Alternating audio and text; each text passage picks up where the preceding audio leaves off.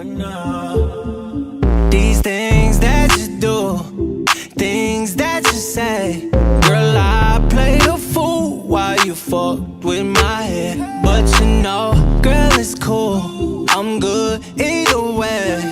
Girl, keep all the shoes and the shit that I pay. Ain't no more, just another hoe. We know about you, gotta let you go. We know about you, just another. We know about you, gotta let you go. We know about you. Right now, tryna catch flights overseas, fuck around with the enemy, I was tryna live a fucking peace, You got double standards, can't trust a bitch with no manners. Walk around like you're mad at something, must think that you're bad at something. Just another hoe. We know about you, gotta let you go. We know about you, just another.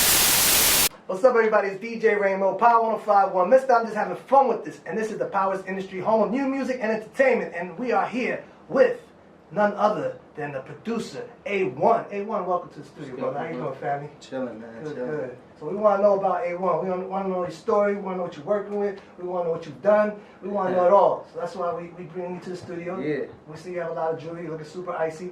Oh, shit. We'll talk about that later. But listen, this is A1. Talk to us, man. What you working on? What's going on with you? Matter of fact, let's start like this. Where are you from? I'm from Kansas City, Kansas. Kansas. Yeah. Okay. Kansas City, Kansas. I'm not gonna do no corny Dorothy jokes. Nah. Alright. Kansas. Nah, I live in LA though. I've been in LA like 9 years. Oh, nice. Yeah. Amazing. How you like it out there? LA's cool? I love the LA. I know you're doing a little love and hip hop thing out there too, right? Yeah. How's that working for you? It's cool. I like it. Yeah. Shout out to Mona.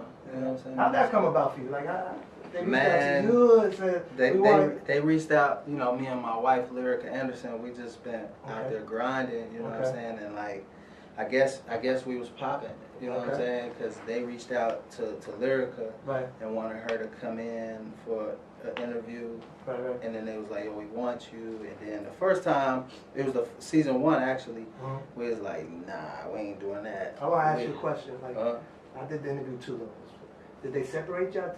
Can you step out the room? Yeah. And they pull a little yellow notepad? Yeah. Okay. So that's a routine there. Because I know, for me personally, I was heated. And I walked out the studio. I was like, nah, y'all not going to do that to me. This ain't interrogation. And I walked out. Yeah, no, they did that. Sorry, I'm not doing love and hip hop. But go ahead. I want to know how it was for you. I don't feel that bad. The first year, everybody. I took it personal.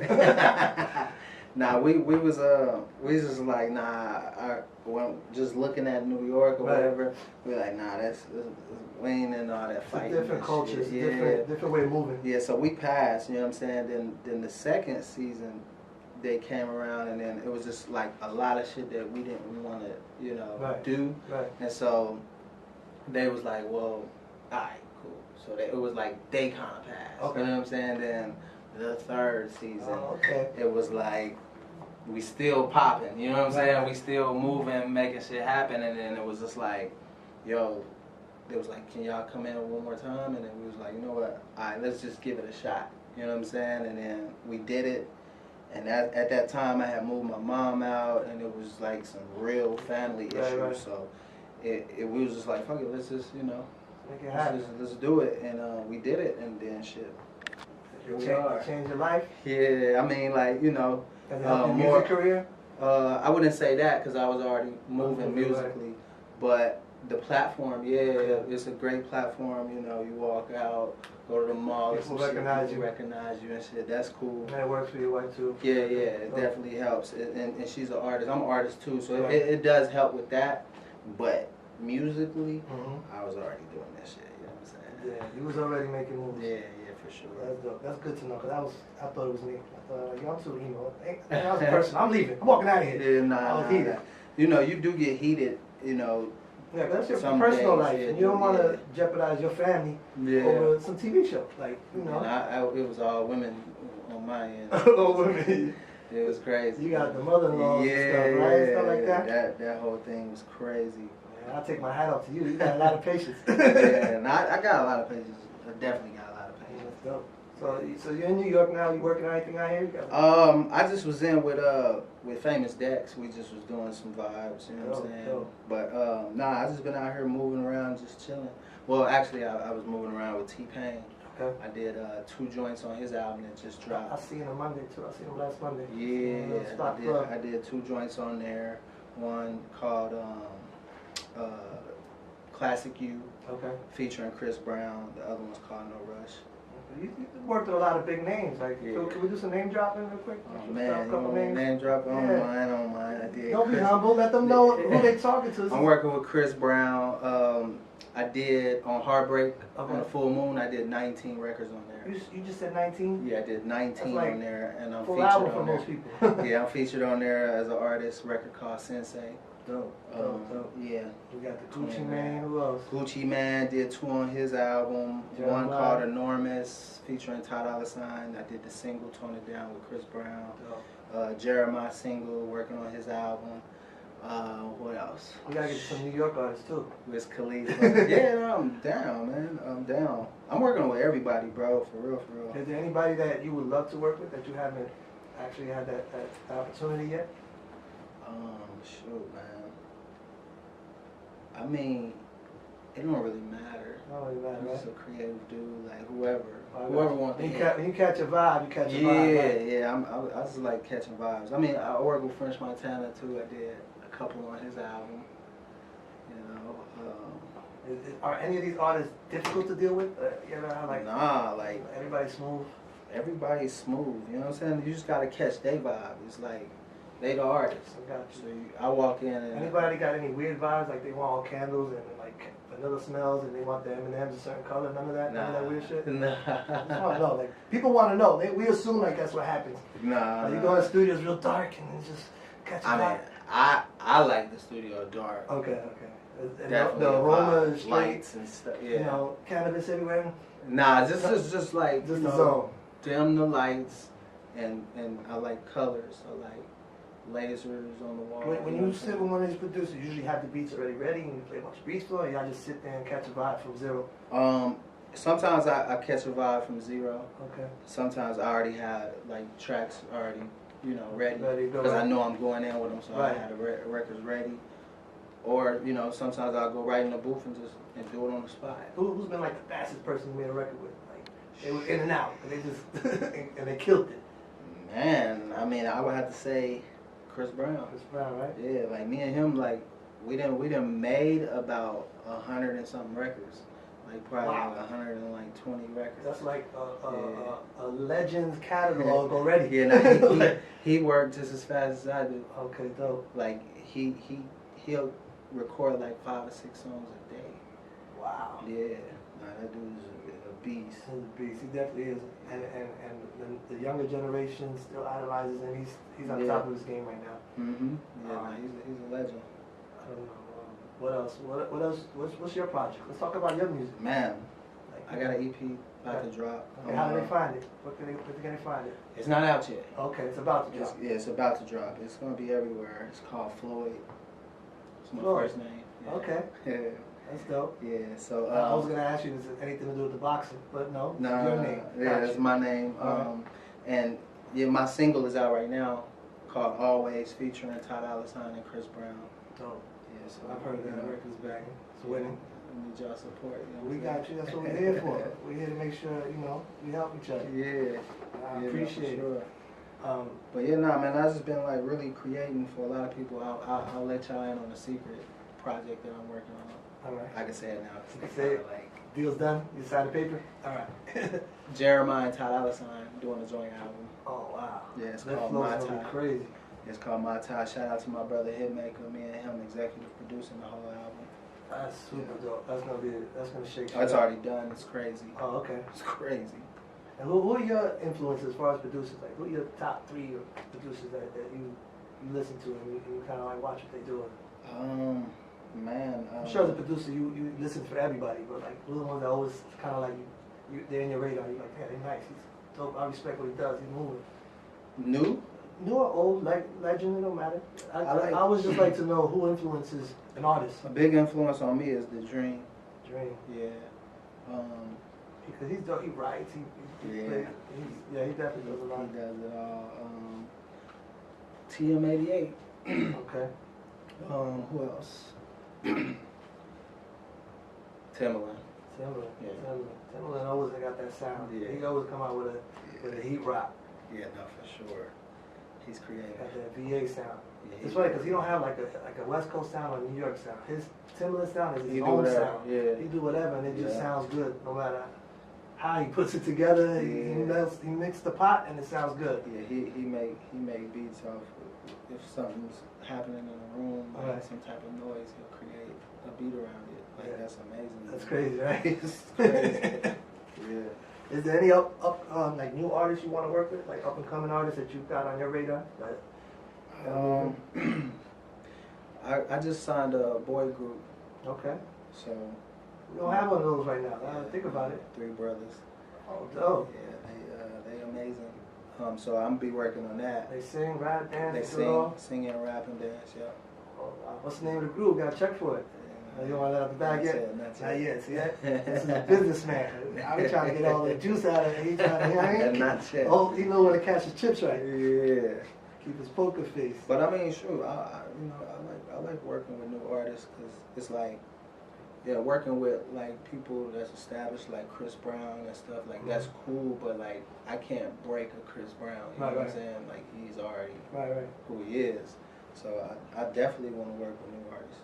How's your thing with young boy Famous Dex? How's it working with him? It's cool? Oh, it's real cool. That's my brother. Like, we just get in and it's just be a big vibe, you know what I'm saying, the whole night.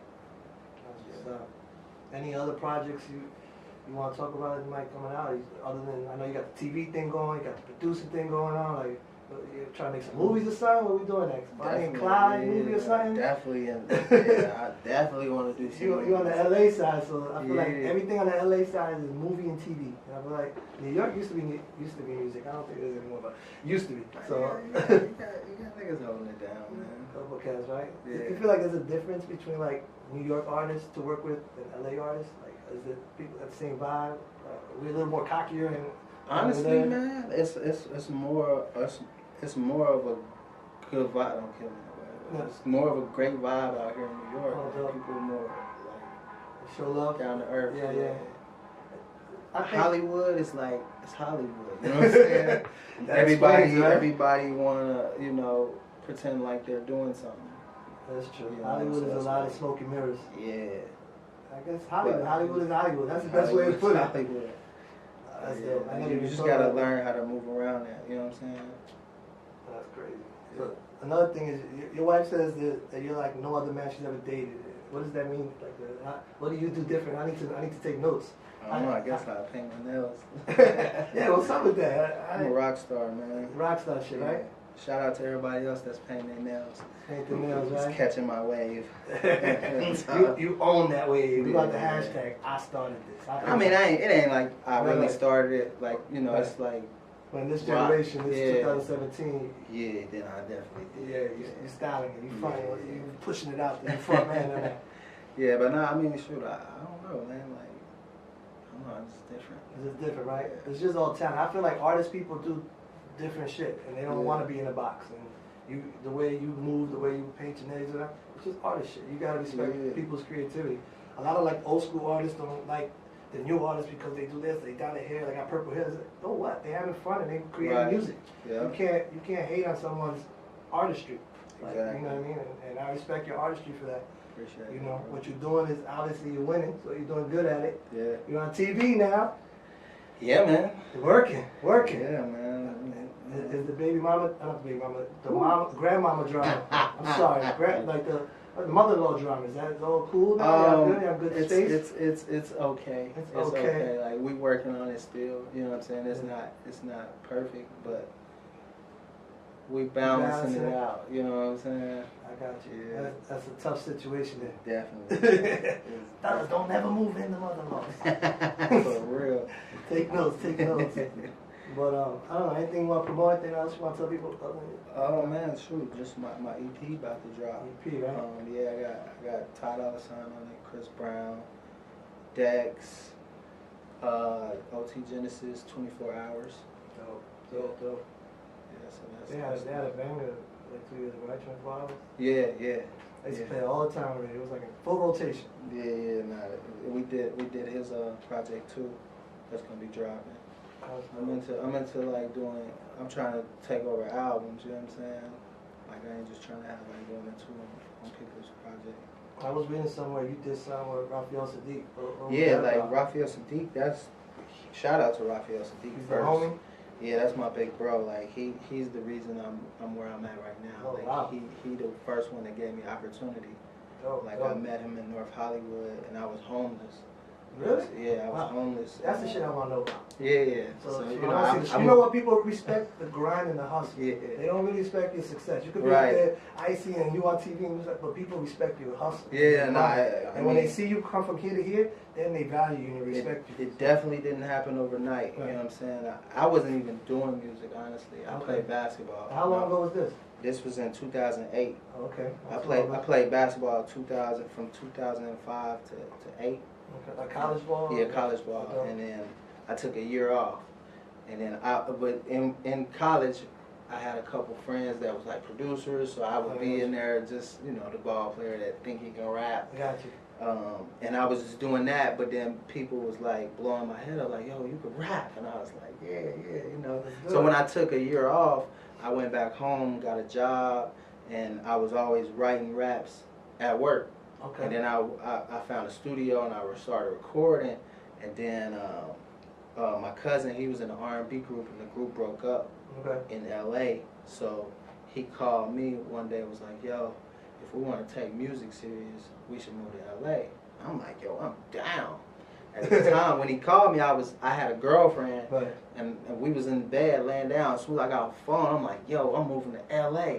And she was just like, the fuck out of here. You know what I'm saying? But I was so hyped up. I was like, yo, I'm really moving. You had that one mission, you was focused. Yeah, and like I was with her for a couple of years, and it was like I didn't care about nothing but leaving. You left it behind? You just took off? Left in a month. In a month. I left, bro. Like I got my last check, which was $1,000. From work? Yeah, from work. And then I bought 2 one-way tickets, the bus. To get out there? Yeah, to get to LA. My cousin was like, you know, I got a little house situation, but I don't know how long it's gonna last. Yeah, or if it's gonna even be there. So I'm like, I don't care, bro. Like, let's just go. And I broke my lease at my apartment, selling stuff, and dipped. And she was in college, so she was like, I was like, yo, you know, finish out, and by the time you finish, I should have something going. You know what I'm saying?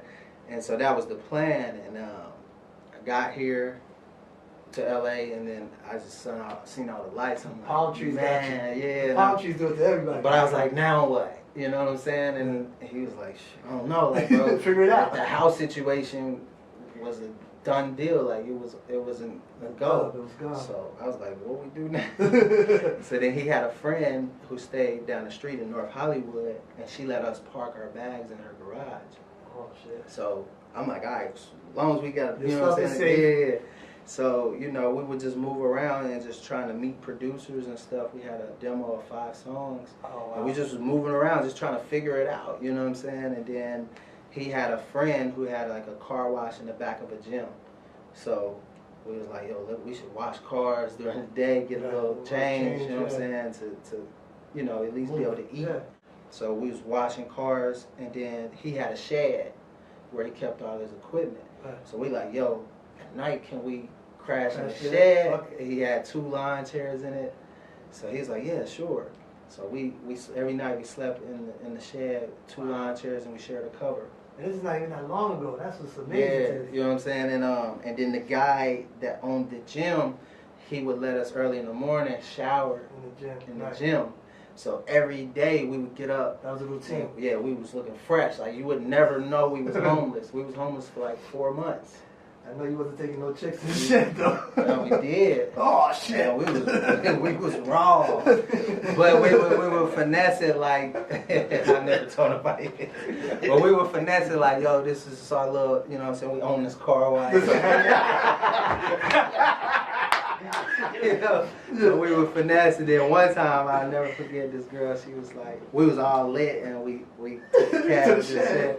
And we was just trying to get it popping, you know what I'm saying? And she was like, okay. We was like, yo, my cousin, because there was some apartments right next to the shed. We like, this is where we stay. Like, my cousin got the key, so, you know what I'm saying? So we just waiting, but we had a little drink. So then, like, after, like, we had her there for, like, an hour and 2 hours, probably. And then she just was like, it just hit her, like, yo, what the fuck am I? She was like, yo, I gotta go. She started panicking and shit, so I was like, God, but we was like, I need to know, did the shed have electricity? Was there lighting at it? No, like a real shed. I know the shed. That's what I'm like. There was nothing. If it rained, the rain came in. I got like my lawnmower in the shed. That's what I'm asking you. Like, was there lighting there? No, it was nothing. No heat, bro. nothing. Nothing. You don't really need it for that. And it gets cold at night though. Yeah, she got the hell up out of there. But we was just laughing like, yo, we got her here. We got her here, bro. Like, it was like we high-fived each other. We got her here. You know what I'm saying? So that's what just like swag was. Yeah, just moving like that. You know what I'm saying? I'm like, yo, it ain't really nothing that's gonna stop me. Right. You know what I'm saying? And yeah, from there, you know, we would meet people and they would be like, yo, y'all should meet Raphael Sadiq. Right. And in my head, I'm like, that's such a weird thing. Yeah, like Raphael Sadiq. That's Sadiq. an R&B dude. Like, yeah, and in my head, like, nah, where Drake at? You know what I'm saying? Y'all said the wrong name to me, bro. You know, like, but I didn't get it. Like, right. People was just, I'm telling you, like, people was saying that, bro. And then one night we was walking, and a dude rolled past us on a bike and was like, "What up, champ?" And we was like, "What up?" And then my cousin was like, "Yo, I think that was Raphael Sadiq." Okay. And I was like, damn, sure was. So we ran back to the corner, and he was already walking into some building. So we like, yo, this must be where the studio at. Right. So we went, knocked on the door. Y'all knocked on the door? Hell yeah. Fucking what? Yeah, we I would have called security on you. His engineer came out, was like, yeah, he busy. And I'm like, how he busy that fucking fast? He just got off the bike 12 seconds ago. But I was like, whatever, we got it. We gave him a demo, and then he was like, I'm going to have him hit y'all, leave your number. Never heard nothing. Right. I never expect people to hit it. Right? Yeah, nah, a couple weeks go by, we was walking past, the gate was open. It was broke that day. So we like, shit. I hope you can't get incriminated for that stories right now. I'm like, let's just go up in that motherfucker. So we went in there. No, it was broke, so we went in. It was during the day, and he was right there. He was on the phone, so he looked at us and was like, "Hold on." So he was like, "All right." We was like, "All right." So we was chilling. Then like 10 minutes go by, 20 minutes. I'm like, "Yo, this shit is getting tired." So then he get off the phone and he was like, "Yo, how y'all motherfuckers get in my studio?" Literally, and then I looked at my cousin. He looked down. I was like, "Oh shit!" I'm like, "Yo, we just, you know what I'm saying? We looking for opportunity and shit. We producers, songwriters." And he was like, "Oh, that's how shit happened." All right. So he was like, "Y'all got a CD?" We gave him a CD. All right. Left our number again. He was like, I'm gonna check it out and hit y'all. Okay. Another week go by, nothing. So then we was at a bar around the corner. Mm-hmm. Trying to take chicks to the shit. Yeah, no, the bar. We were trying to find chicks, hang out and end up going to sleep there. You know what I'm saying? Like, for real. Okay. And so my cousin was like, "Yo, Raphael back there." I'm like, "Man, fuck that nigga." Yeah. For real. And he was like, "Nah, but he fanning us back there." So I was like, "Oh shit." So we go back there. He was like, "Yeah, I was just telling my partner how y'all niggas just busted in my studio." He was like, but that's how shit happened. He was like, you know, I'm there every day, 3:30. Come by whenever. He was like, all right. There the next day, 3:30. 3:25. Wait. For real. Okay. And he was there. He was prepping to go on tour. Okay. So he was like, "Yo, I don't know what happened to that CD." We like, "It's cool, got another one." Yeah. So he played it, 5 songs. He turned it down. Was like, "Yo, so what y'all want?" We was like, "We just want opportunity." Right. So he was like, "All right." So he gave us like 20 beats. Yeah, 20 beats, and was like, "Yo, whenever y'all write something, y'all come up with a song, hit me, and then I'll put y'all in the back room and y'all can record it."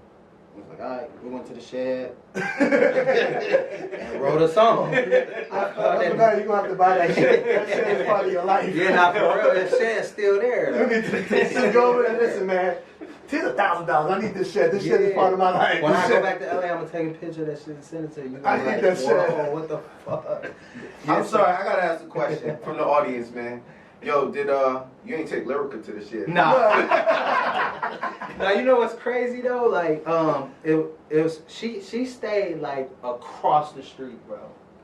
And she lived across the street. She lived across the street, and you guys didn't know each other. Didn't know each other, and some nights I would just walk around, and then I would walk into those apartment buildings and catch a little heat. Oh, you know what I'm saying? And sleep on the stairs here and there. Right. Real shit. And like we never crossed paths at all. Nah. So back to the story. So he gave you 20 beats. We wrote that night. I called him at 7 in the morning. Like, yo, we got a song. He was like, damn, nigga, y'all niggas is persistent. Literally, so he's like, all right, man, shit, well, come on up. And then we had to figure out an engineer type of situation. We kind of was recording ourselves. Yeah, I had the engineer showing us how to, like, press 3. It was crazy, but we got it done. And then he was like, yo, the song dope. He was like, I want to sign y'all. I want to do a 50-50 with y'all. We like, bet, let's do it. Whatever that means. Yeah, whatever. I didn't give a whatever that means. So he was like, I'm about to go on tour for a month. So then my cousin was like, yo, ask that nigga for the big room. I was like, yo, is it cool? Because I was just that type of dude. I'll ask whatever. Yeah. I was like, yo, is it cool if we get the big room? And he was like, yeah. We was like, like, cause it's his room, and then it's another big room, which is the super studio. His is the super studio, and the other one is big as hell too. Okay. Big SSL board. I was just like, wow, I don't even know what to do. You know what I'm saying? But then we found an engineer, and then like this nigga was incredible. Right. And then shit, we just started creating the whole time he was gone. So when he came back, we had about 20-some songs. Oh, wow. Yeah, he was just like, yo, I love damn near all these. He was like, so, I'm working on getting my business straight for my publishing company up and running. And so, shit, time was just going. We was creating, getting a car. He never knew he was homeless. No, he didn't know he was homeless. That's we good. didn't tell him. That's good. We would be working 24/7, so we would take naps in the studio, type of shit. Like girls in there, it was a vibe. It was a vibe. Yeah, so it was like about after 5 months, he was just like, I'll never forget. He came in that motherfucker with a vein popping out, and I knew what time it was. Hot. He was like, yeah. So I booked the studio out. So this last day, and I was like, shit. What y'all do? Well, what it was he didn't say, but I know that like he got frustrated because he didn't get his business running, so we was just in there creating, and it was like, no, you know what I'm saying? It was just verbal like commitment, agreement, but it wasn't like the business wasn't handled, right? So it was like, I see y'all, and it was like, damn. You know what I'm saying? Just like that, we just out. Then we was just like, all right, now what? Did you have to go back to the shed, or you already had an apartment by then? Well, no, we had a few girls at that time. At that time, that was good. So we crashing. Yeah, we was crashing. Okay. And then we, my cousin's godfather was a jazz musician named Norman Brown. Okay. So he called out the blue, like, yeah, I heard y'all in L.A. And we like, hell yeah. Yeah. He like, I'm working on my next album, so shit. We was like, all right, well, shoot, send us the address. And we took buses, and we walked hella far to get to him. And by the time we got to him, it was like 8 at night. Y'all were just chasing studios. Y'all like studio rats. And then we was playing songs, and my cousin was singing, and he was just like, fuck, like, you think it's incredible. So then he was like, where y'all staying? And we like, shit, nowhere. And he like, huh? He like, how y'all get here? We like, we walked. Oh, shit. He was like, nah, man. He was like, come back tomorrow. He gave us like a couple $100. He was like, come back tomorrow. I'm going to get y'all a rental. Oh, wow. Because the car Raphael gave us, something happened. Raphael gave you a car? Yeah, he had gave us a car. Like a and then he was like, yo, I got to get it fixed. And then it just stopped me working. Yeah, it was over. Doesn't work. I was like, all right, I get it. You know what I'm saying? But whatever. So he got us a rental. We had a rental for a couple of months, bro. He had a back house studio. So he let us sleep at the back house studio. And it was like family for them. So it was like, so I was there, like, we just all making people laugh. And it was just, it became family. Yeah. And then we worked on his album. We did like 6 joints. Wow. And then after that album, it was like, all right, well, shit. Y'all gotta figure it out. And I was like, oh, you gotta find another project. Yeah. So then, one time we did a record, a country record. We stayed up for 3 days, did a country record, and that record ended up in the hands of Mike Karen. Oh wow. At Atlantic. What time did the like paperwork start happening? Like all these songs you creating, is anything like on paper yet? There's no deal yet. There's no like royalties. No, nothing. Our first shit was Norman Brown. That's just working. So, yeah. So you know, Mike Karen was like, "Yo, Mike Karen want to take a meeting with you guys." So Mike Karen, he heard that country record. He like, "Who is these dudes?" So we walked in. We played a bunch of R&B shit. So he thinking he about to hear country shit. Yeah. So he was just like, "Yo, you know, y'all straight up the middle writers." And we was like, "What does that mean?" And he was like, "You know, y'all safe. There's no edge to y'all." Okay. So I'm like, I take that. He's like, "But keep working." We was trying to get a publishing deal. Right. He's like, "But keep working." And 6 days later, we did a record. We had just missed Trey Songz album. It was like, it's getting mastered. At the time, Pleasure P was signed to Atlantic. So we was trying to make that album. So we did a record. Mike Karen called me and was like, "Yo, this record is amazing. It's the next single." So we like, all right, yeah, I know Pleasure gonna kill it. He was like, "Nah, not for Pleasure, for Trey Songz." Oh shit. So I'm like, damn, I thought the album was done. He was like, "Yeah, and I'm putting Drake on it." And Drake was on tour. Drake cut it on tour. That was the song. And that was a record called Unusual. Unusual. I didn't have that. That was like my first introduction, like to Drake around that time. Yeah, and it was like we took a hip hop track and did some urban shit, like some singing shit over it. You know what I'm saying? And people was like, it was crazy. Like every publisher was calling us, bro. And it was like I didn't know what to do. So I went back to Raphael, like, "Yo, what do we do?" And he was like, full circle. Yeah, he was reading shit. He like, nah, don't do that, don't do this, don't do that. So we was like, all right, well, I'm gonna listen to him because, you know what I'm saying? Yeah. And we turned everything down. First of all, Def Jam flew us out to Miami for like a month and a half, so we was good. It was we good. Had a hotel, rental, per diem. It was good. It was living. Yeah, we was meeting all these dope producers, Cool and Dre. Cool and Dre is my friend. Yeah, and so from there, you know, we had this guy named Gary Leon, which is a A&R at Atlantic now. Okay. He wanted to manage us, so we like, all right, but nigga, we homeless. you got a 5-bedroom house. We'll do it. So you can manage us, but we staying with you. He was like that. So we was good. Then we wasn't. Where were you guys at? LA? No, that was Miami. No, this was LA. We flew back from Miami and it was in LA. So, you know, we started working from there, and then we was able to get on our feet and like be just real creative. Right. And then we did a record, I'm Gone, for Big Sean and Tyga.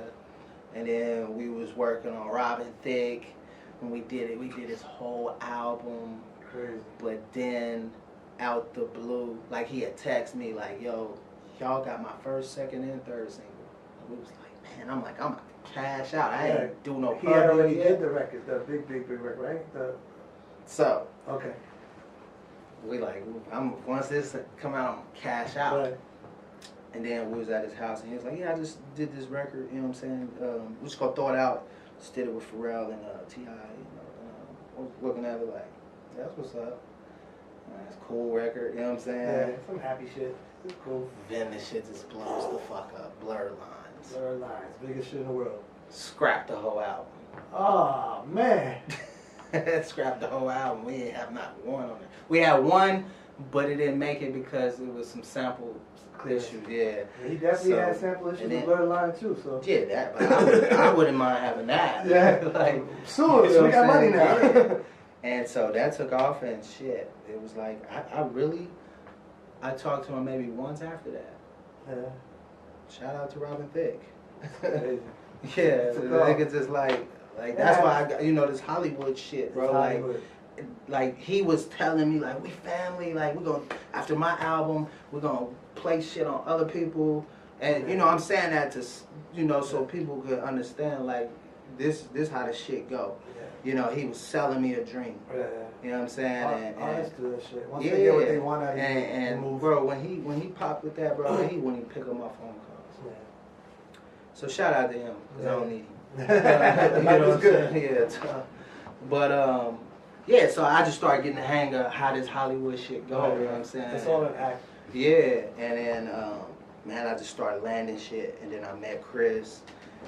And I met Chris a few times, and like I knew him just through passing. He knew of me, but he never heard none of my songs. Music, right. So then one time I was in there working with Diddy, and he was right across the hall, and French Montana was next door. I didn't know French at all. Right. So then I go over to French, and then French was literally he had just did a verse and he didn't have a hook, and I was like, yo, Lyrica, some guys in the hallway was like, yo, come in and meet French. So then she called me like, yo, come over here. So then he was like, oh yeah, you dope?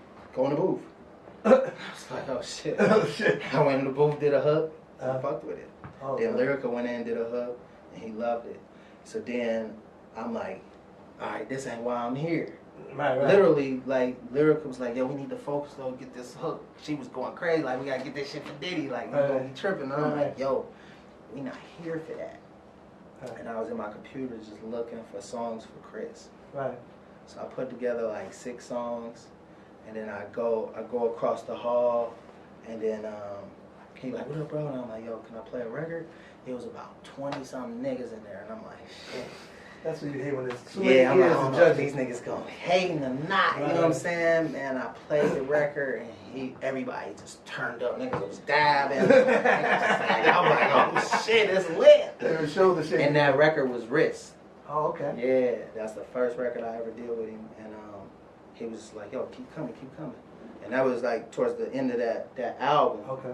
Of Royalty album. Mm-hmm. And so after that album, I ended up with 3, and then he was just like, I just kept sending him records. The album was out.